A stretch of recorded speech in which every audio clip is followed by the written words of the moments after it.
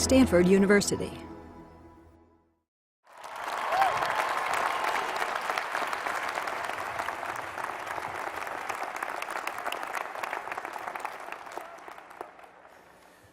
Congratulations, class of 2014.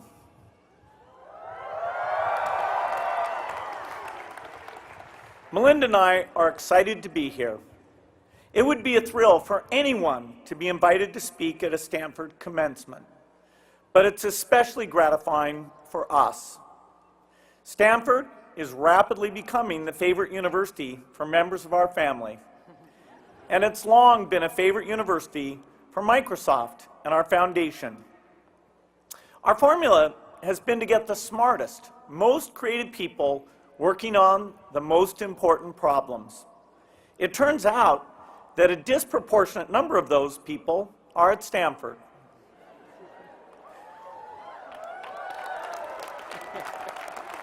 Right now, we have more than 30 foundation research projects underway here.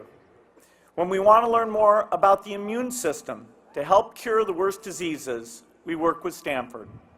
When we want to understand the changing landscape of higher education in the United States so that more low-income students get college degrees, we work with Stanford. This is where genius lives. There's a flexibility of mind here, an openness to change, an eagerness for what's new. This is where people come to discover the future and have fun doing it. Now, some people call you all nerds, and we hear that you claim that label with pride. Well, so do we.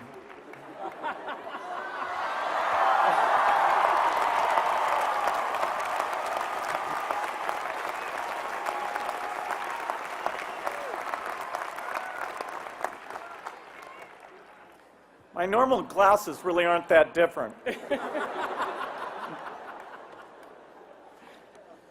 There are so many remarkable things going on here at this campus. But if Melinda and I had to put into one word what we love most about Stanford, it's the optimism. There's an infectious feeling here that innovation can solve almost every problem. That's the belief that drove me in 1975 to leave a college in the suburbs of Boston and go on an endless leave of absence. I believed that the magic of computers and software would empower people everywhere and make the world much, much better. It's been 40 years since then, and 20 years since Melinda and I were married. We're both more optimistic now than ever. But on our journey, our optimism evolved. We'd like to tell you what we learned and talk to you today about how your optimism and ours can do more for more people. When Paul Allen and I started Microsoft, we wanted to bring the power of computers and software to the people. And that was the kind of rhetoric we used. One of the pioneering books in the field had a raised fist on the cover, and it was called Computer Lib. At that time, only big businesses could buy computers. We wanted to offer the same power to regular people and democratize computing. By the 1990s, we saw how profoundly personal computers could empower people. But that success created a new dilemma. If rich kids got computers and poor kids didn't, then technology would make inequality worse. That ran counter to our core belief. Technology should benefit everyone. So we worked to close the digital divide. I made it a priority at Microsoft, and Melinda and I made it an early priority at our foundation, donating personal computers to public libraries to make sure everyone had access. The digital divide was a focus of mine in 1997 when I took my first trip to South Africa. I went there on business so I spent most of my time in meetings in downtown Johannesburg. I stayed in the home of one of the richest families in South Africa. It had only been 3 years since the election of Nelson Mandela marked the end of apartheid. When I sat down for dinner with my hosts, they used a bell to call the butler. After dinner, the women and men separated and the men smoked cigars. I thought, good thing I read Jane Austen, or I wouldn't have known what was going on. But the next day, I went to Soweto, the poor township southwest of Johannesburg that had been a center of the anti-apartheid movement. It was a short distance from the city into the township, but the entry was sudden, jarring, and harsh. I passed into a world completely unlike the one I came from. My visit to Soweto became an early lesson in how naive I was. Microsoft was donating computers and software to a community center there, the kind of thing we did in the United States. But it became clear to me very quickly that this was not the United States. I had seen statistics on poverty, but I'd never really seen poverty. The people there lived in corrugated tin shacks with no electricity, no water, no toilets. Most people didn't wear shoes. They walked barefoot along the streets. Except there were no streets, just ruts in the mud. The community center had no consistent source of power, so they rigged up an extension cord that ran 200 feet from the center to a diesel generator outside. Looking at this setup, I knew the minute the reporters left, the generator would get moved to a more urgent task, and the people who used the community center would go back to worrying about challenges that couldn't be solved by a personal computer. When I gave my prepared remarks to the press, I said, Soweto is a milestone. There are major decisions ahead about whether technology will leave the developing world behind. This is to close the gap. But as I read those words, I knew they weren't super relevant. What I didn't say was, by the way, we're not focused on the fact that 500,000 people on this continent are dying every year from malaria. But we're sure as hell going to bring you computers.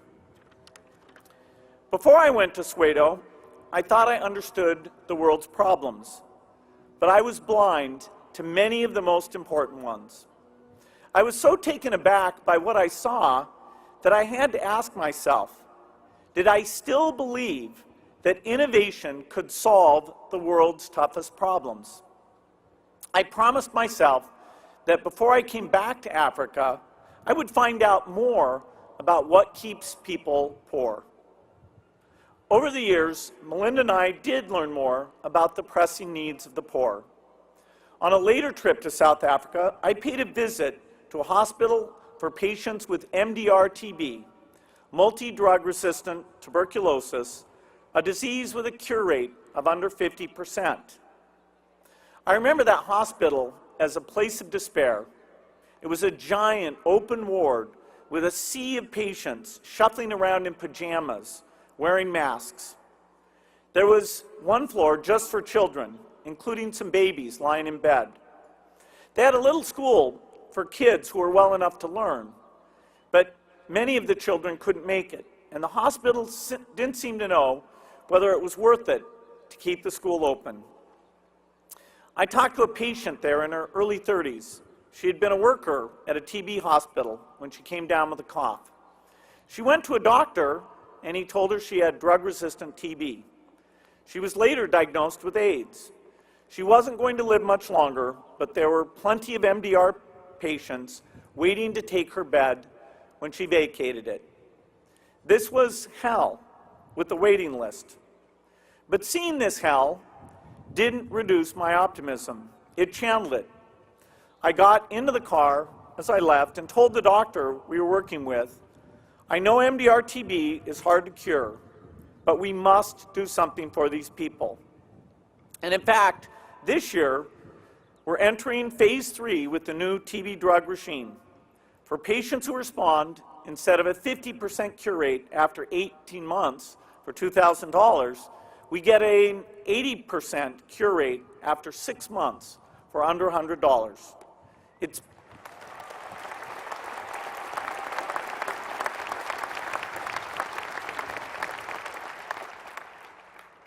Optimism is often dismissed as false hope, but there is also false hopelessness.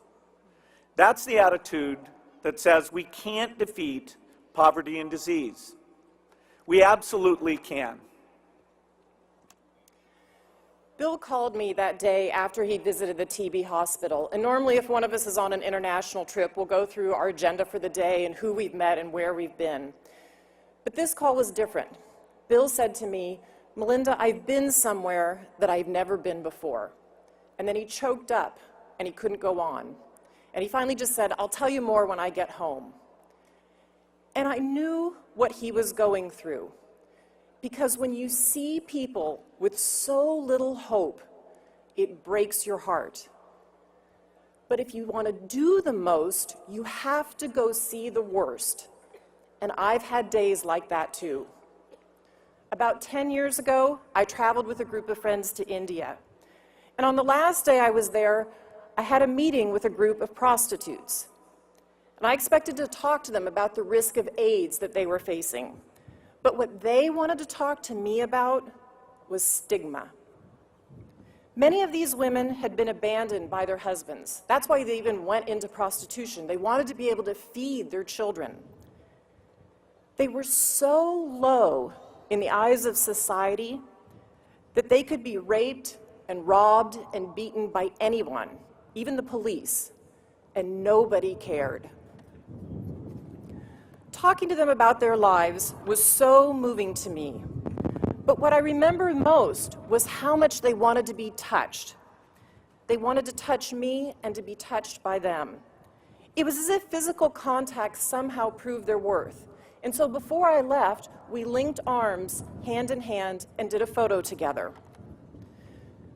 Later that same day, I spent some time in India in a home for the dying.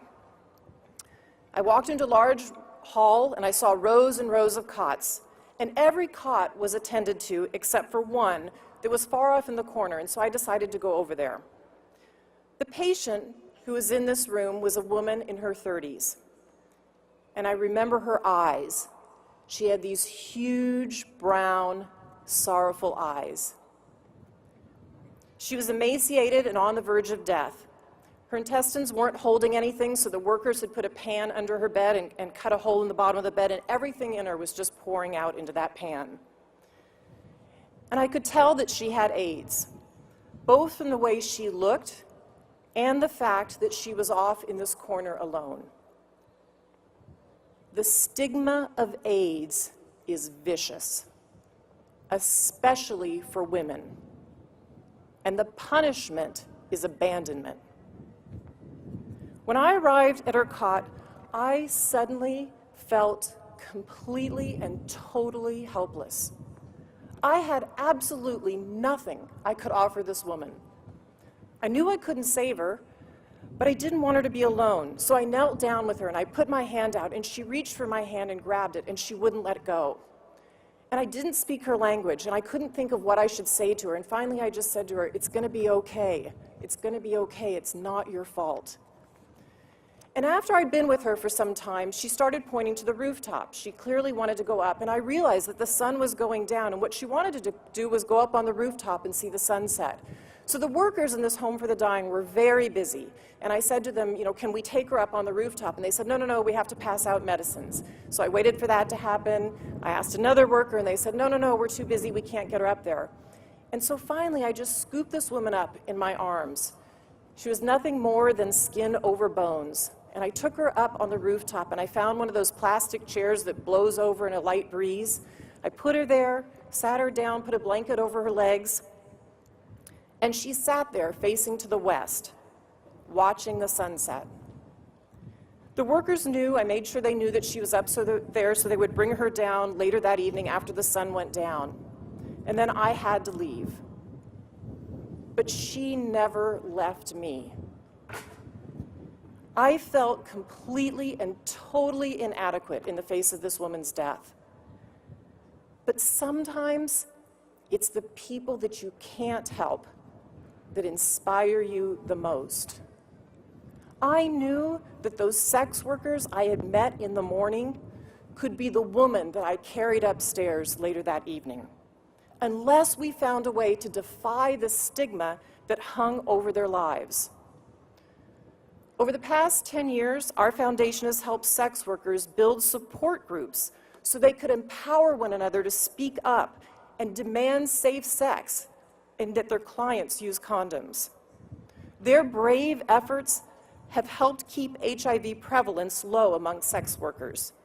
And a lot of studies show that's the big reason why the AIDS epidemic has not exploded in India. When these sex workers gather together to help stop AIDS transmission, something unexpected and wonderful happened. The community they formed became a platform for everything. Police and others who raped and robbed them couldn't get away with it anymore. The women set up systems to encourage savings for one another, and with those savings, they were able to leave sex work. This was all done by people that society considered the lowest of the low. Optimism, for me, is not a passive expectation that things are going to get better. For me, it's a conviction and a belief that we can make things better. So no matter how much suffering we see, no matter how bad it is, we can help people if we don't lose hope and if we don't look away.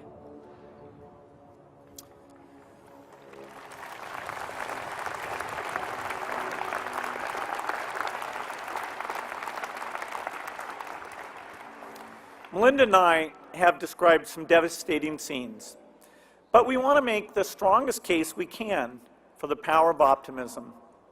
Even in dire situations, optimism fuels innovation and leads to new approaches that eliminate suffering. But if you never really see the people who are suffering, your optimism can't help them. You will never change their world. And that brings me to what I see as a paradox.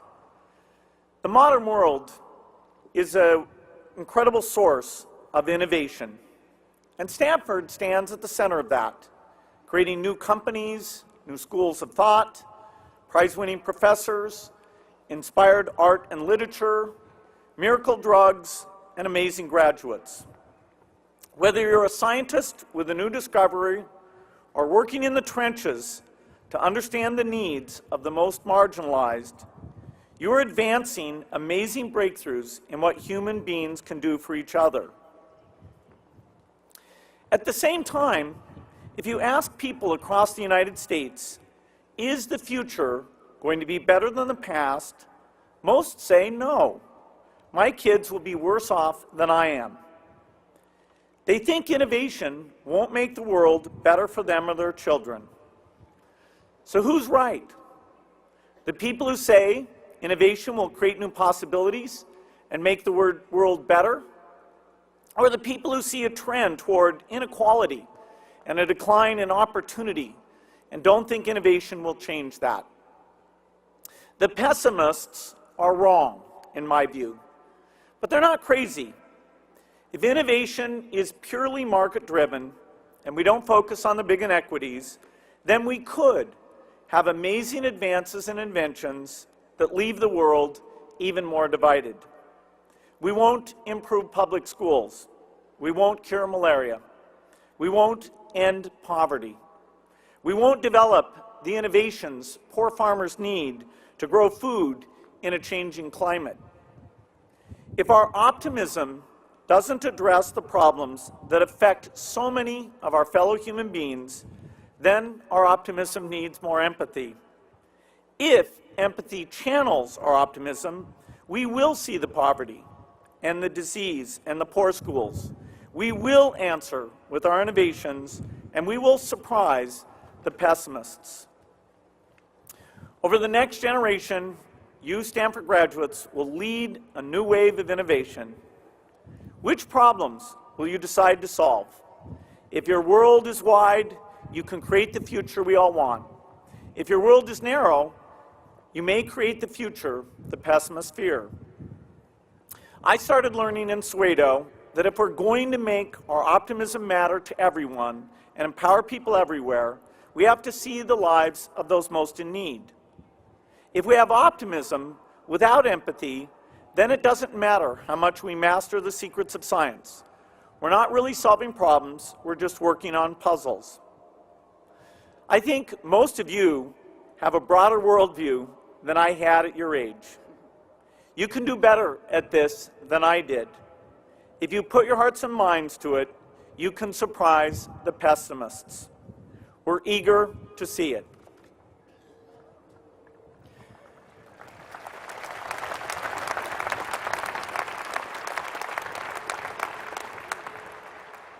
So let your heart break. It will change what you do with your optimism. On a trip to South Asia, I met a desperately poor Indian woman. She had 2 children, and she begged me to take them home with me. And when I begged her for her forgiveness, she said, "Well, then please just take one of them." On another trip to South Los Angeles, I met with a group of students from a tough neighborhood, and a young girl said to me, "Do you ever feel like we're the kids whose parents shirk their responsibilities, and we're just the leftovers?"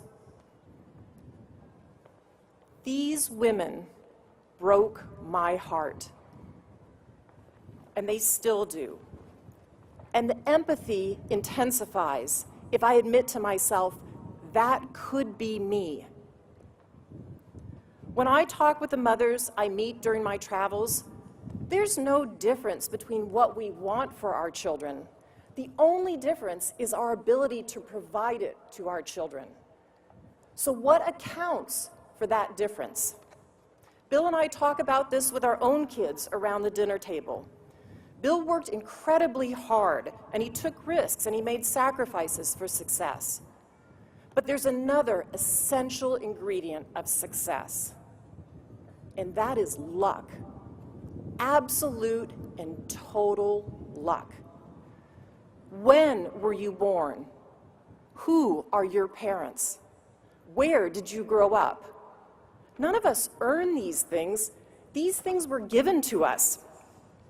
So when we strip away all of our luck and our privilege and we consider where we'd be without them, it becomes much easier to see someone who's poor and say, that could be me. And that's empathy. Empathy tears down barriers, and it opens up whole new frontiers for optimism. So here is our appeal to you all. As you leave Stanford, take all your genius and your optimism and your empathy and go change the world in ways that will make millions of people optimistic. You don't have to rush. You have careers to launch and debts to pay and spouses to meet and marry. That's plenty enough for right now. But in the course of your lives, perhaps without any plan on your part, you'll see suffering that's going to break your heart. And when it happens, don't turn away from it. That's the moment that change is born. Congratulations and good luck to the class of 2014.